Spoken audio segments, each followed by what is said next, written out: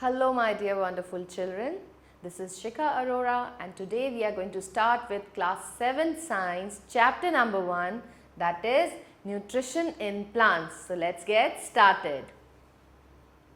See the warm up first. Monu bought a plant from the market. He put this plant in his study room. He observed that the leaves of the plant changed into yellow color. Why did this happen?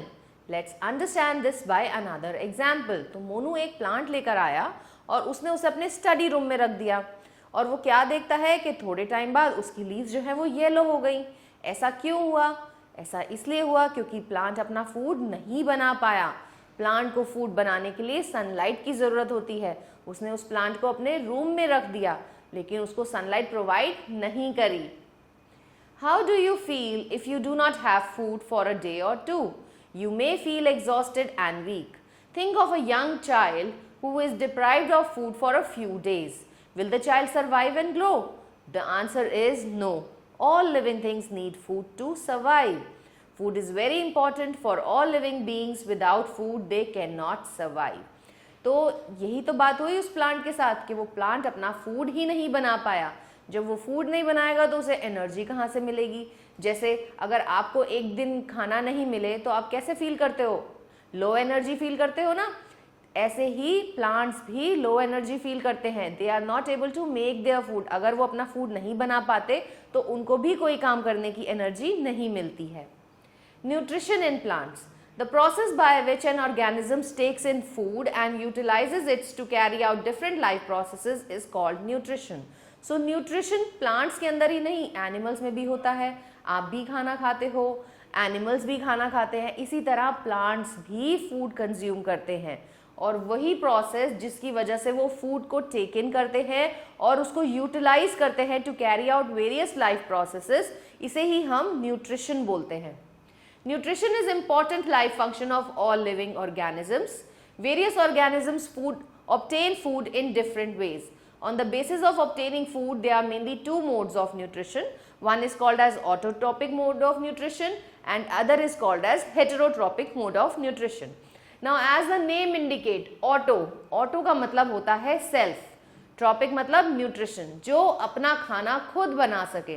तो आप कहोगे ma'am हम तो अपना खाना खुद बनाते हैं, मम्मी जो है बैंगन का भरता बनाती हैं, मम्मी पिज्ज़ा बनाती हैं, राजमा चावल भी बनाती हैं, हम भी तो अपना खाना बनाते हैं। नहीं, सिर्फ और सिर्फ plants he autotrophic mode of nutrition show करते हैं, क्योंकि जो राजमा चावल मम्मी कुक कर रही हैं वो भी तो प्लांट्स ने ही बनाए हैं। जिस ब्रिंजल का मम्मी ने भरता बनाया है वो ब्रिंजल भी कहाँ से आया है? प्लांट से ही तो आया है। So only plants can make their own food. That is why they are called as autotrophs, whereas all the other living organisms other than plant जो green नहीं है वो सारे heterotrophic mode of nutrition show करते हैं। Autotrophic mode of nutrition, organisms having autotrophic mode of nutrition are called as autotrophs. Autotroph का मतलब क्या होता है? जो अपना खाना खुद बना सके, जो अपना सेल्फ न्यूट्रिशन शो करते हैं। ये सिर्फ और सिर्फ ग्रीन प्लांट्स शो करते हैं, क्योंकि ग्रीन प्लांट्स के पास एक पिगमेंट प्रेजेंट होती है ग्रीन कलर की, जिसका नाम है क्लोरोफिल। यही वो पिगमेंट है जो सनलाइट को ट्रैप करती है and helps the plant to manufacture food by the process of photosynthesis. Organisms having autotrophic mode of nutrition are called autotrophs. The word auto means self and trophus means nutrition. Thus autotrophic means self nutrition. The mode of nutrition in which an organism makes its own food from simple substances like carbon dioxide, water, mineral present in its surrounding is called autotrophic nutrition. Green plants and some bacteria prepare their own food by autotrophic mode of nutrition. So all green plants and some bacteria are autotrophs. Now photosynthesis, this is the process by which plants make their own food by using carbon dioxide and water in the presence of sunlight, which is being trapped by the green pigment called chlorophyll is called as photosynthesis. तो photosynthesis बहुत important process है। क्यों? क्योंकि इसमें आप जितनी भी हम लोग कार्बन डाइऑक्साइड एक्सेल आउट करते हैं वही कार्बन डाइऑक्साइड प्लांट्स ले लेते हैं टू मैन्युफैक्चर देयर फूड, और इन रिटर्न वो कौन सी गैस निकालते हैं फोटोसिंथेसिस में? वो देते हैं ऑक्सीजन, और ऑक्सीजन तो हमारे लिए कितनी ज़रूरी है सर्वाइवल के लिए, बिना ऑक्सीजन के तो हम जिंदा ही नहीं रह सकते। तो ये ऑक्सीजन हमें कहाँ से मिल रही है? ये ऑक्सीजन रिलीज होती है जब प्लांट्स फोटोसिंथेसिस परफॉर्म करते हैं। ये निकलती है as a by product, waste product निकलती है as at the time of photosynthesis. The process by which green plants prepare their own food using carbon dioxide, water, mineral in the presence of sunlight and chlorophyll is called photosynthesis. Leaves are the food factories of the plant. तो ज़्यादातर खाना जो है कहाँ बनता है? ये बनता है लीव्स में। तो जो भी रॉ मटेरियल है, चाहे वो कार्बन डाइऑक्साइड है, चाहे वो वाटर है, सनलाइट है, सब कुछ कहाँ पहुँचना चाहिए? लीव्स में ही पहुँचना चाहिए। तो अगर आप लीव्स का नीचे का सरफेस देखते हो, उसका डॉर्सल सरफेस देखते हो, तो वहाँ पर आपको बहुत ही टाइनी पोर्स प्रेजेंट दिखाई देते हैं। ये टाइनी पोर्स को हम बोलते हैं स्टोमेटा। स्टोमेटा ही ओपन होते हैं तो गैसियस एक्सचेंज टेक प्लेस करता है। कार्बन डाइऑक्साइड अंदर ली जाती है और ऑक्सीजन बाहर फेंकी जाती है। Leaves are the food factories of the plant. In plant, leaves synthesize food. Therefore, all the raw material must reach there. Plants absorb water and minerals by the roots and transport them to the leaves. Carbon dioxide enters the leaf through stomata. तो अब stomata में ऐसा क्या है? Stomata में लगे हैं guard cells. Guard cells कैसे होते हैं? जैसे कि आपने राजमा के दाने देखे हैं ना, बिल्कुल वैसे ही वो ओपन होते हैं तो स्पेस क्रिएट होती है जिसकी वजह से एयर जो है वो अंदर की तरफ को मूव करती है, और जब वो क्लोज हो जाते हैं तो रात के टाइम पे क्लोज हो जाते हैं तो गैसियस एक्सचेंज जो है वो नहीं हो पाता है। Guard cells controls the opening and closing of the stomata. How water and minerals are absorbed by roots reach the leaves. अब ये तो है नहीं कि प्लांट्स के हाथ है, वो क्या करेंगे? वो रूट से पानी उठाएंगे, मिनरल्स उठाएंगे और लीव्स तक लेके जाएंगे। तो उनके अंदर प्रेजेंट होते हैं स्पेशल टाइप ऑफ टिश्यू जिसको हम बोलते हैं वैस्कुलर बंडल्स, जैसे कि जाइलम। जाइलम ही वो टिश्यू है जो वाटर फ्रॉम रूट्स उठाता है और लेकर जाता है लीव्स तक and also to every part of the plant, ताकि वाटर का ट्रांसपिरेशन भी हो सके। The leaves have green pigment called chlorophyll. Chlorophyll traps solar energy and convert it into chemical energy. तो जैसे आपको खाना बनाने के लिए एनर्जी चाहिए होती है, आप अपना गैस लाइट करते हो, वैसे ही प्लांट्स को भी एनर्जी चाहिए होती है। और वो एनर्जी कहाँ से मिलती है? वो मिलती है सन से। तो सनलाइट को ट्रैप करने का काम कौन करता है? लीव्स की green pigment, that is called as chlorophyll, वही सोलर एनर्जी को चेंज करती है केमिकल एनर्जी में। The solar energy is captured by the leaves and stored in the plant in the form of food. तो sun is the ultimate source of energy for all living organisms. तो sun क्या है? Sun ultimate source of energy है। अगर plants खाना नहीं बनाएंगे तो हम खाना कहाँ से खाएंगे? हमारी डेथ हो जाएगी अगर हमें खाना नहीं मिलेगा, और प्लांट्स की भी डेथ हो जाएगी अगर वो फूड मैन्युफैक्चर नहीं करेंगे। तो फूड मैन्युफैक्चर के लिए सबसे ज़्यादा जो एनर्जी चाहिए वो कहाँ से मिल रही है? सन से मिल रही है। That is why it is the ultimate source of energy.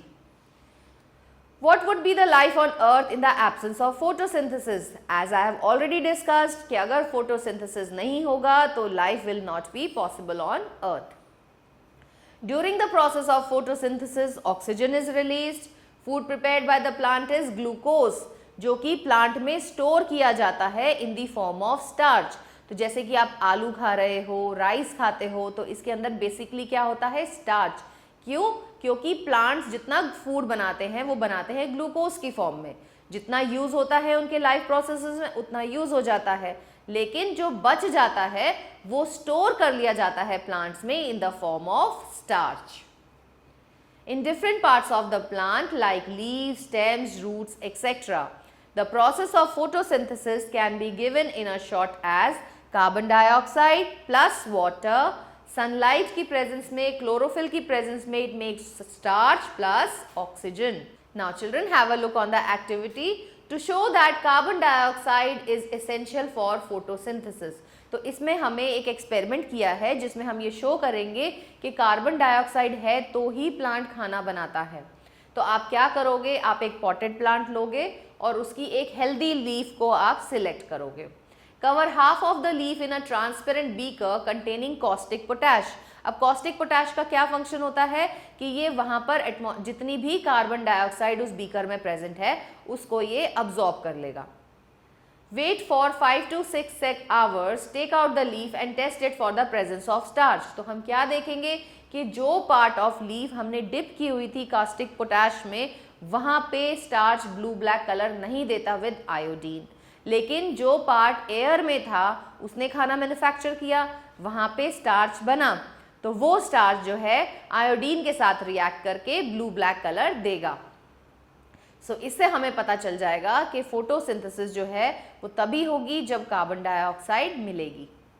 The part of the leaf that was immersed in the bottle containing caustic potash solution gives a negative test for starch, while the part of the leaf which was outside the bottle gave a positive test for starch. It was because the caustic potash solution in the bottle absorbed all the carbon dioxide. Because there was no carbon dioxide available to the leaf, hence it was not able to make photosynthesis and thus no starch was formed. See another activity children.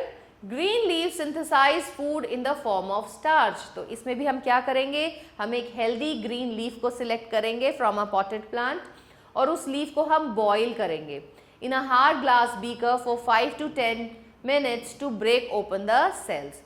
उसके बाद इसको उस water में boil करने के बाद हम इसको मिथाइलेटेड स्पिरिट में या अल्कोहल में भी बॉईल करेंगे ताकि हम इसका क्लोरोफिल रिमूव कर सके। Wash the boiled leaf thoroughly with water, place the leaf on a white tile and pour brown colour iodine solution on it. तो जब आप उसके ऊपर ब्राउन कलर का सोल्यूशन डालते हो तो आप क्या देखते हो कि लीफ जो है वो ब्लू ब्लैक कलर में, the brown color iodine solution turns the green yellow leaf into blue black. This confirms the presence of starch. इससे हमें पता चलता है कि लीफ ने खाना बनाया था in the form of starch. Precautions need to be taken not to boil the spirit or alcohol directly on flame, क्योंकि ये inflammable होता है, बहुत जल्दी आग पकड़ लेता है, इसीलिए इसे हमेशा डबल बॉयलर में ही यूज करना चाहिए। And also not to allow water in the water bath to boil. Spirit or alcohol being highly inflammable can catch fire. Another activity children, to show that green leaves produce oxygen as a byproduct during photosynthesis. तो इसके लिए हम एक special type का plant लेंगे जो कि water में ब्रीड करता है, that is called as hydrilla. Hydrilla लेंगे हम, उसके बाद हम उसको एक बीकर में रखेंगे which is full of water. इस हाइड्रिला के ऊपर हम एक फनल लेंगे और उसको इन्वर्ट करके रख देंगे। अब हम एक टेस्ट ट्यूब फिल करेंगे वाटर से और उस टेस्ट ट्यूब को इन्वर्ट कर देंगे इस फनल पे। थोड़ी देर बाद हम क्या देखेंगे कि इस टेस्ट ट्यूब के अंदर वाटर का लेवल जो है वो कम हो जाएगा और हमें बबल्स निकलते हुए दिखाई देंगे। दैट मीन्स यहाँ पर एक गैस कलेक्ट हो जाएगी। अगर हम इस गैस को टेस्ट करते हैं तो हमें पता चलता है कि ये गैस क्या है, दिस इज ऑक्सीजन। आप इसके पास कोई भी बर्निंग स्प्लिंटर लेकर आओ तो वो बर्न होता ही रहेगा। क्यों? क्योंकि oxygen is a supporter of combustion. Select some healthy twigs of an aquatic plant, Hydrilla. Place the twigs at the bottom of the beaker. Cover them with an inverted funnel.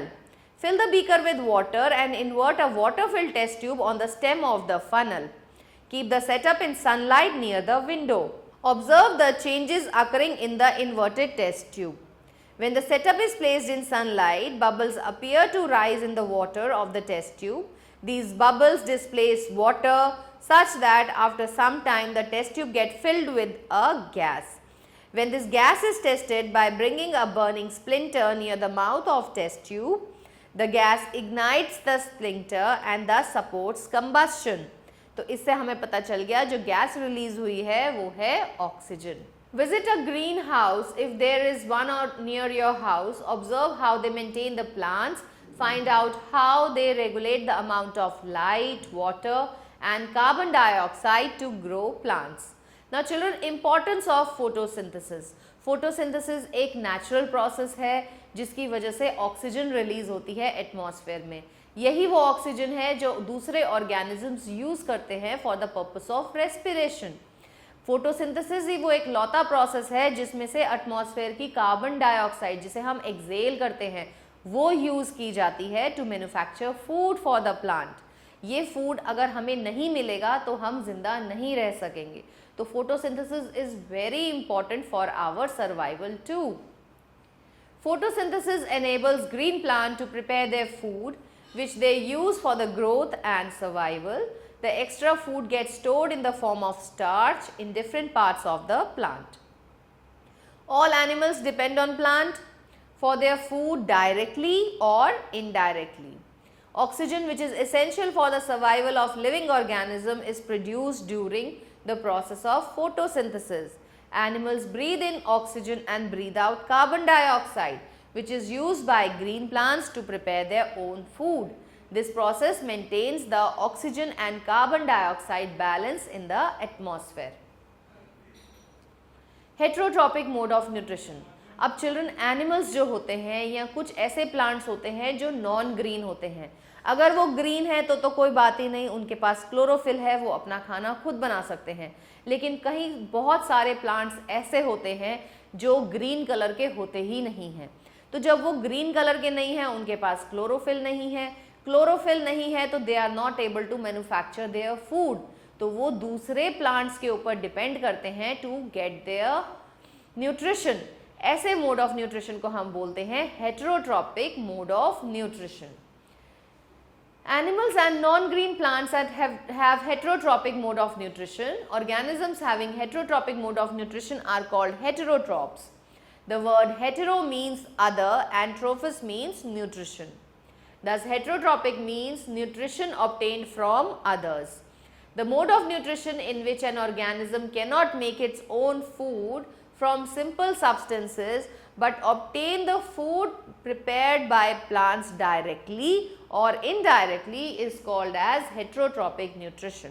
तो जितने भी animals हैं या non green plants हैं वो सब heterotrophic mode of nutrition show करते हैं, इसीलिए हम उन्हें हेटेरोट्रॉप्स बुलाते हैं। जैसे कि पैरासिटिक प्लांट्स। अब आपने देखा होगा कि कुछ बच्चे होते हैं स्कूल में जाते हैं तो उनके सिर में जुएं पड़ जाती हैं। ये जुएं क्या कर रही हैं? ये जुएं ब्लड सक कर रही हैं होस्ट का जिसके सिर में वो हैं। That means they are acting as a parasite. वो वहाँ पे पैरासाइट का काम कर रही हैं जो लिविंग होस्ट से अपना खाना डिराइव कर रही है। ऐसे ही प्लांट्स में भी ऐसे कुछ प्लांट्स हैं जो कि parasitic mode of nutrition show करते हैं, लाइक कसकटा जिसे हम अमर बेल भी बोलते हैं। ये एक नॉन ग्रीन कलर का प्लांट है जो दूसरे प्लांट्स के ऊपर मूव करता है और इसके पास होती हैं thread like structure, needle like structures जिसको बोला जाता है हॉस्टोरिया। इन्हें वो होस्ट प्लांट के अंदर एम्बेड कर देता है या पियर्स कर देता है और फिर होस्ट प्लांट से उसका न्यूट्रिशन तब तक डिराइव करता रहता है जब तक कि वो प्लांट मर नहीं जाता। So it is a total parasitic plant. फिर ये दूसरे प्लांट पे चला जाता है। सो Cuscuta Amar bale is a non-green plant. It does not have chlorophyll. It cannot make its own food. Its long yellowish thread-like stem twines around the stem and branches of a tree on which it climbs. It has special structure called haustoria, which pierces into plant body on which it is climbing for absorbing ready-made food. The mode of nutrition in which an organism derive its food from the body of other living organism. अब क्योंकि ये living organism के ऊपर रह रहा है इसीलिए इसे parasitic nutrition कहा गया है। Organisms like Cuscuta which obtain their food from other plant is called a parasite और जिससे ये अपना खाना डिराइव कर रहा है, जो लिविंग ऑर्गेनिज्म है जिसके ऊपर ये सर्वाइव कर रहा है उसे हम बोलते हैं host plant. So Cuscuta is a total parasite. लेकिन कुछ प्लांट्स ऐसे भी होते हैं जो पार्शियल पैरासाइट होते हैं, मतलब वो ग्रीन कलर के हैं लेकिन वो क्या है कि खाना तो बना लेंगे लेकिन खाना बनाने का रॉ मटेरियल जो है ना वो दूसरे प्लांट से ऑब्टेन करते हैं। तो ऐसे प्लांट्स को हम बोलते हैं पार्शियल पैरासाइट्स, जैसे कि mistletoe. Mistletoe is a partial parasite. This plant has green leaves but it receives water and mineral from the host plant on which it grows.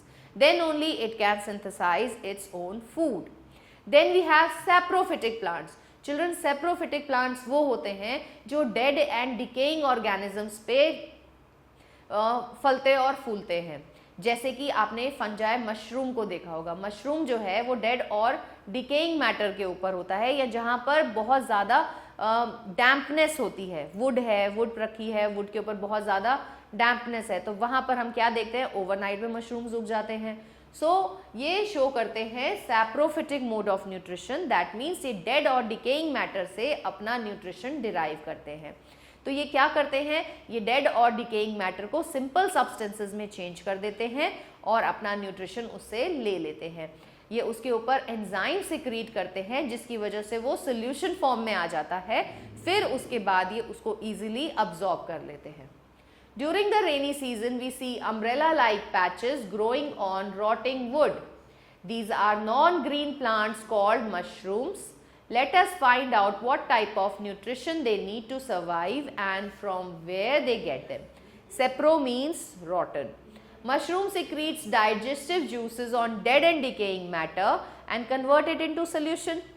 Then they absorb the nutrition from it. फिर वो उससे अपना nutrition जो है वो absorb कर लेते हैं.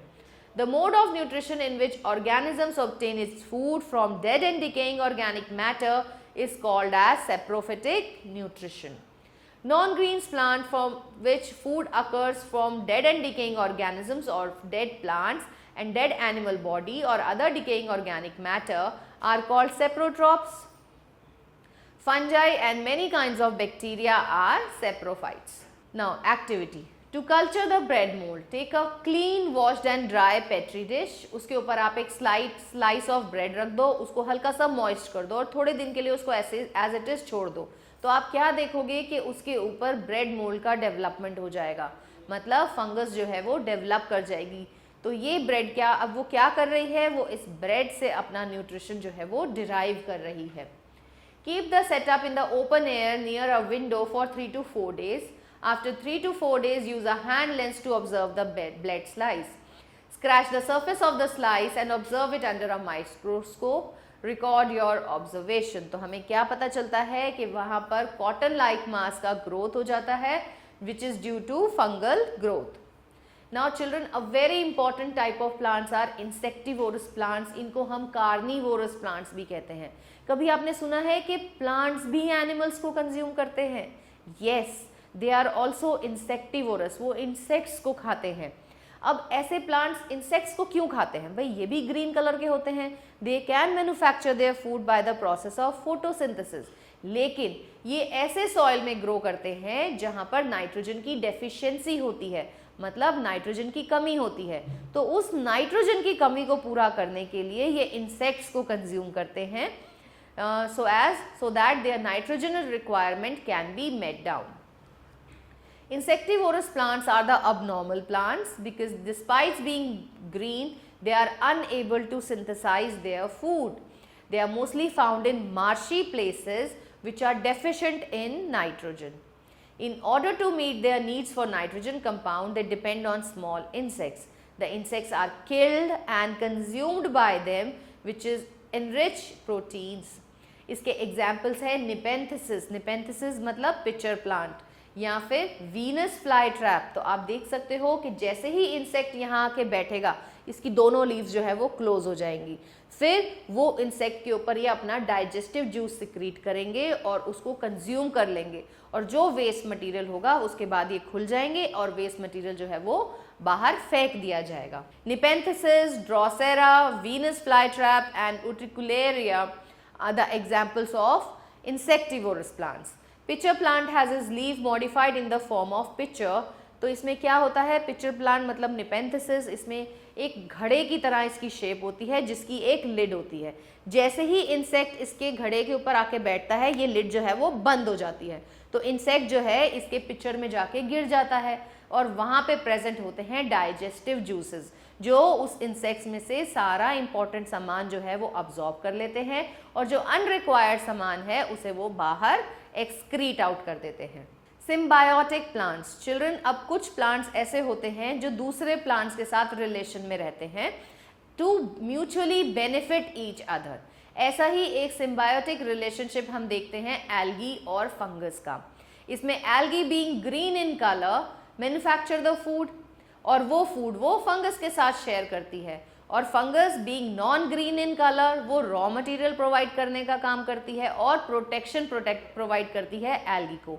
तो ऐसे रिलेशनशिप में दो ऑर्गेनिजम्स इकट्ठे रह रहे हैं और इन्हें हम टुगेदर हम इनको बोलते हैं लिचेंस। So lichens show a symbiotic relationship in which two organisms like algae and fungus are living together and mutually benefiting each other. दोनों ही काम करते हैं और एक दूसरे को बेनिफिट प्रोवाइड करते हैं। Such relationships between organisms is termed as symbiosis. Lichens, the most amazing form of life. Lichen is actually composed of two distinct organisms, algae and fungus, living and working together. Algae contains chlorophyll, तो वो अपना खाना बनाती है और fungus के साथ अपना खाने को शेयर करती है। फंगस उसको प्रोटेक्शन प्रोवाइड करती है और खाना बनाने के लिए रॉ मटेरियल देती है। ऐसा ही हम सिम्बायोटिक रिलेशनशिप देखते हैं लेग्यूमिनस प्लांट्स और उनके अंदर रह रहे एक बैक्टीरिया राइजोबियम के बीच में। तो पल्सेस जो है लेग्यूमिनस प्लांट्स की, उनके अंदर नोड्यूल्स होते हैं उनके रूट्स में, तो वो इस बैक्टीरिया को रहने की जगह प्रोवाइड कर रहे हैं, प्रोटेक्शन प्रोवाइड कर रहे हैं। और बैक्टीरिया इन टर्न क्या कर रहा है, वो एटमॉस्फेरिक नाइट्रोजन को पकड़कर उसको चेंज कर रहा है नाइट्रेट्स और नाइट्राइट्स में, ताकि वो प्लांट्स के थ्रू इजीली अब्सॉर्ब हो सके। तो यहाँ हम क्या देखते हैं कि दोनों ही एक दूसरे को म्यूचुअली बेनिफिट प्रोवाइड कर रहे हैं। Most of the pulses are leguminous plants, they have nodules in their roots. Rhizobium bacteria are non-green plants. They cannot make their own food. So Rhizobium bacteria can take atmospheric nitrogen and convert it into soluble forms. Plant cannot use directly the atmospheric nitrogen. तो उनको nitrogen soluble form में चाहिए होती है, जो कि Rhizobium उनको convert करके देता है। So Rhizobium bacteria in the nodules of the root of leguminous plants like gram, peas, moong provide them nitrogen. In return, the plant provides food and shelter to Rhizobium bacteria. So both the organisms benefit each other. They show a symbiotic relationship or symbiosis. Replenishment of nutrition in the soil. तो children, जितना भी plant nutrition लेता है उतना ही soil को वापस return भी किया जाता है। तो अब वो कैसे किया जाता है?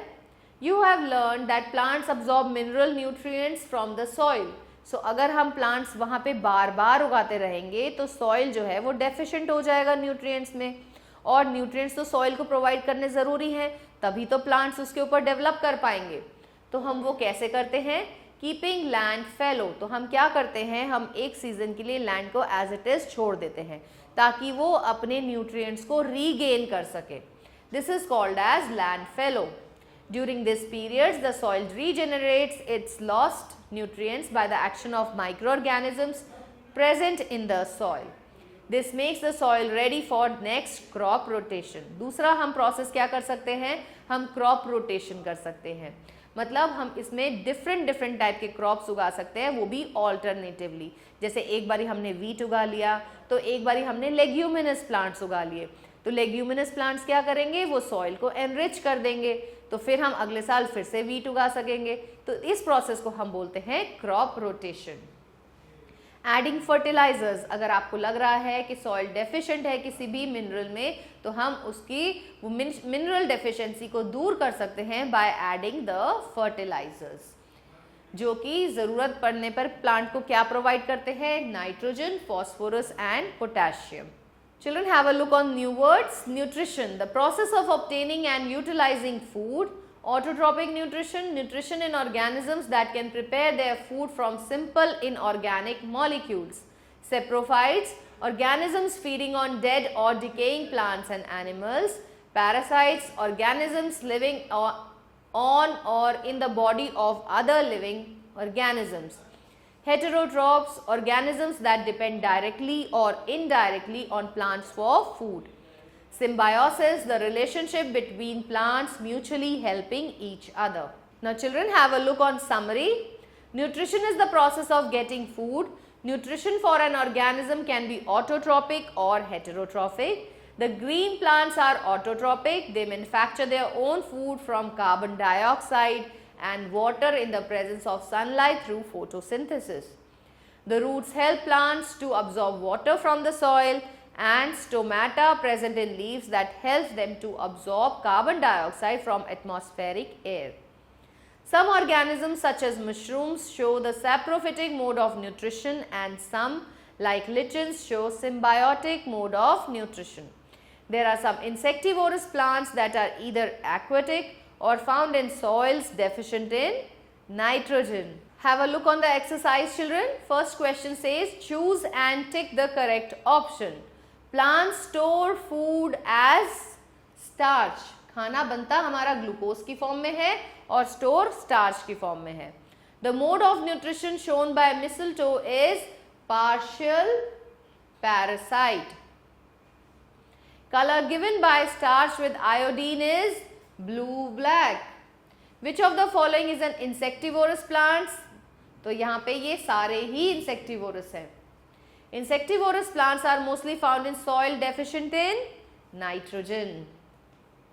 State T for true and F for false. Some fungi are used in medicines. Yes, it is true. Most of the pulses are obtained from leguminous plants. True.